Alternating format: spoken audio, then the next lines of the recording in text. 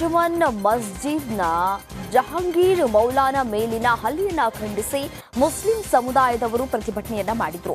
4 ಯುವಕರಿಂದ ಹಲ್ಲೆ ಆರೋಪ ಕೇಳಿ ಬರ್ತಾ ಇದ್ದು, ಕಾರ್ತಿಕ್, ಗಣೇಶ್, ಶಿವು, ಆದಿತ್ಯ ಅಂತ ಹೇಳಲಾಗ್ತಾ ಇದೆ. ನವನಗರದ ಸೆಕ್ಟರ್ ನಂಬರ್ 4ರಲ್ಲಿ ಘಟನೆ ನಡೆದಿದ್ದು, ಪೊಲೀಸ್ ಠಾಣೆಯ ಮುಂದೆ ಮುಸ್ಲಿಂ ಸಮುದಾಯದವರು ಜಮಾಯಿಸಿದ್ರು. ಈ ಸಂಬಂಧ ನವನಗರ ಪೊಲೀಸ್ ಠಾಣೆಯಲ್ಲಿ ಪ್ರಕರಣ ದಾಖಲಾಗಿದ್ದು, ಆರೋಪಿ ಕಾರ್ತಿಕ್ನನ್ನ ವಶಕ್ಕೆ ಪಡೆಯಲಾಗಿದೆ.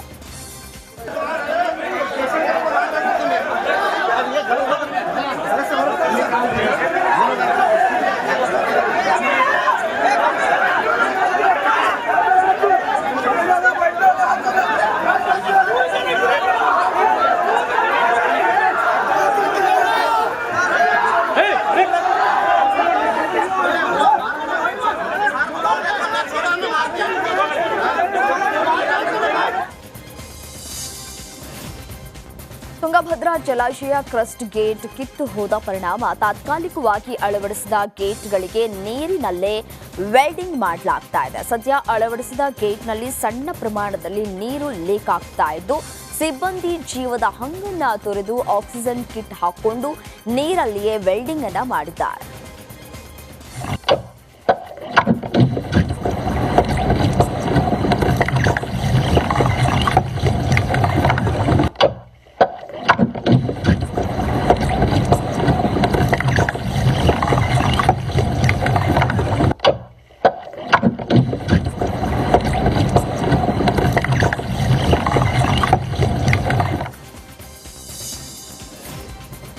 ಕೋಲ್ಕತ್ತಾ ವೈದ್ಯೆ ಮೇಲಿನ ಅತ್ಯಾಚಾರ ಮತ್ತು ಕೊಲೆ ಪ್ರಕರಣ ಖಂಡಿಸಿ ದಿನದಿಂದ ದಿನಕ್ಕೆ ಆಕ್ರೋಶದ ಕಿಚ್ಚು ಹೆಚ್ಚಳವಾಗ್ತಾ ಇದೆ.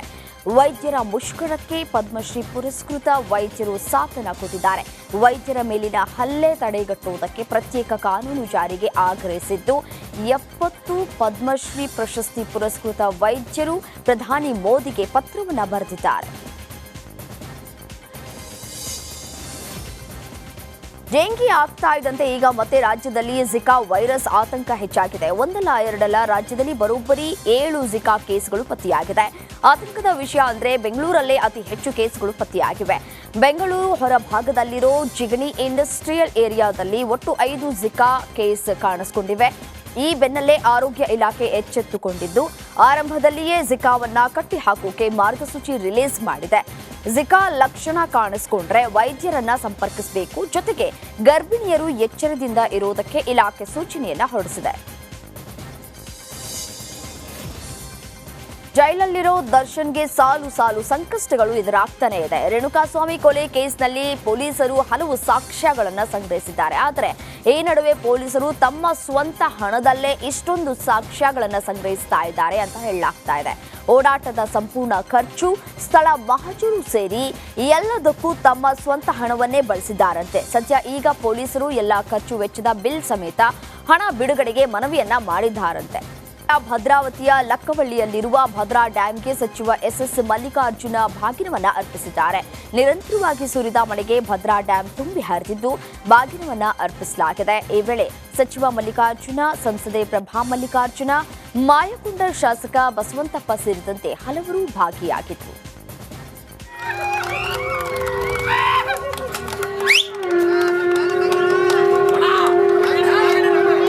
ಸ್ವಲ್ಪ ಮುಂಚೆ ಹೋಗ್ರಿ.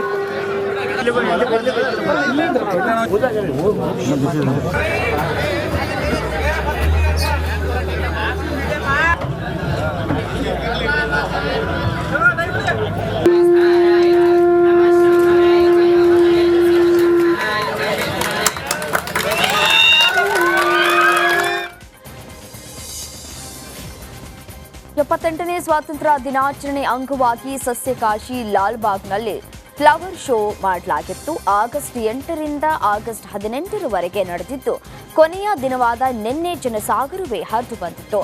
ಇನ್ನು ಫಲಪುಷ್ಪ ಪ್ರದರ್ಶನದಿಂದ ಸರಿಸುಮಾರು 2.92 ಕೋಟಿ ರೂಪಾಯಿ ಆದಾಯ ಗಳಿಕೆ ಆಗಿದೆಯಂತೆ.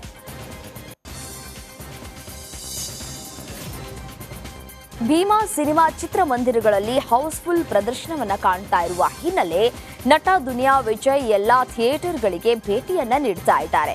ಅದೇ ರೀತಿ ನಿನ್ನೆ ಹುಟ್ಟೂರು ಆನೇಕಲ್ನಲ್ಲಿರುವ ಅನ್ನಪೂರ್ಣೇಶ್ವರಿ ಚಿತ್ರಮಂದಿರಕ್ಕೆ ಭೇಟಿಯನ್ನ ನೀಡಿದ್ರು. ಸಿನಿಮಾ ಬಗ್ಗೆ ಅಭಿಮಾನಿಗಳ ಜೊತೆ ಚರ್ಚೆ ಮಾಡಿ ಅಭಿಮಾನಿಗಳೆಲ್ಲ ನಟ ದುನಿಯಾ ವಿಜಯ್ ಅವರ ಜೊತೆ ಸೆಲ್ಫಿಯನ್ನ ಕೂಡ ಕ್ಲಿಕ್ಕಿಸಿಕೊಂಡಿದ್ದಾರೆ. ಆ ಬಳಿಕ ಕೆಲ ಹೊತ್ತು ಅಭಿಮಾನಿಗಳ ಜೊತೆ ಸಿನಿಮಾ ವೀಕ್ಷಣೆಯನ್ನ ಮಾಡಿ ಬಾಲ್ಯದ ನೆನಪುಗಳನ್ನ ಮೆಲುಕು ಹಾಕಿದ್ದಾರೆ.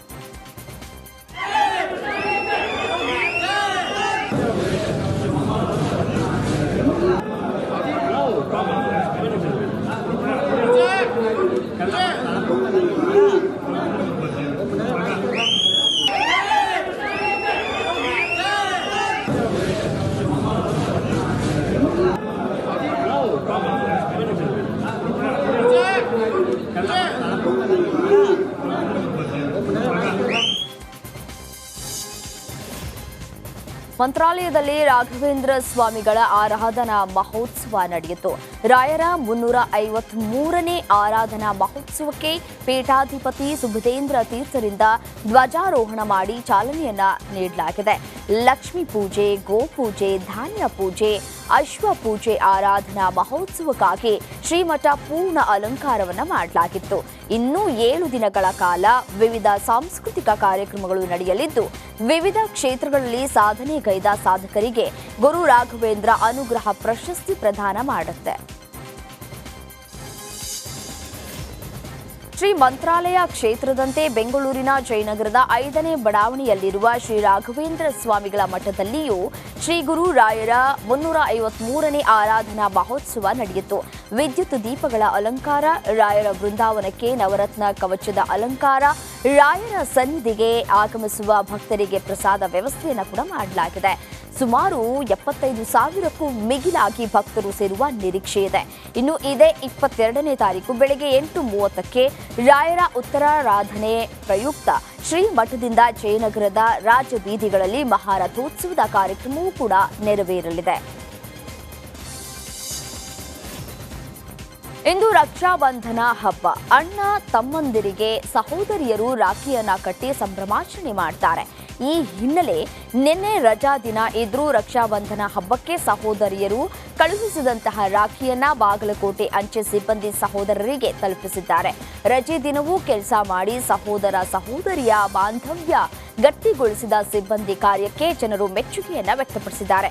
ಒಟ್ಟು ಜಿಲ್ಲೆಯಲ್ಲಿ 25 ಜನ ಪೋಸ್ಟ್ ಸಿಬ್ಬಂದಿ ರಜೆ ದಿನವೂ ಕೆಲಸವನ್ನ ಮಾಡಿದ್ದಾರೆ. ಕೊಡಗಿನ ಶನಿವಾರ ಸಂತೆಯ ತ್ಯಾಗರಾಜ ಕಾಲೋನಿಯ ಜೂಜು ಅಡ್ಡೆ ಮೇಲೆ ಪೊಲೀಸರು ದಾಳಿಯನ್ನ ಮಾಡಿದ್ದಾರೆ. ಅಕ್ರಮವಾಗಿ ಜೂಜಾಡ್ತಾ ಇದ್ದಂತಹ 7 ಮಂದಿಯನ್ನ ಬಂಧನ ಮಾಡಿದ್ದು 17,000 ರೂಪಾಯಿ ಹಣ ಹಾಗೂ ಎಸ್ಪಿಟಿ ಎಲೆಗಳನ್ನ ಪೊಲೀಸರು ವಶಕ್ಕೆ ಪಡೆದಿದ್ದಾರೆ. ಈ ಸಂಬಂಧ ಶನಿವಾರ ಸಂತೆ ಪೊಲೀಸ್ ಠಾಣೆಯಲ್ಲಿ ಪ್ರಕರಣ ದಾಖಲಾಗಿದೆ.